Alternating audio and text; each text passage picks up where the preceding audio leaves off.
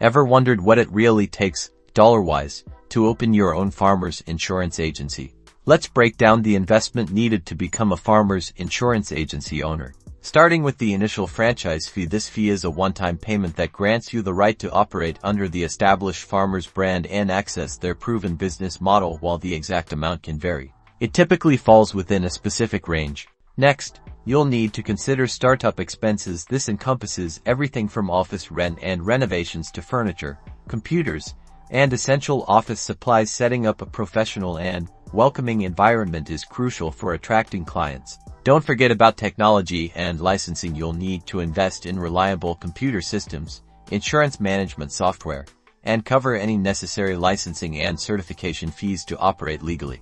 A significant portion of your initial capital will go towards working capital. This is the money you'll need to cover your operating expenses during the crucial first few months before your agency becomes consistently profitable. This includes salaries, marketing, and other ongoing costs. To establish and operate a successful farmer's insurance agency, expect a total investment that can range significantly, but typically includes a combination of the franchise fee, these startup costs, and a solid amount of working capital to ensure smooth operations and growth. Thorough financial planning is key to making your entrepreneurial dream a reality.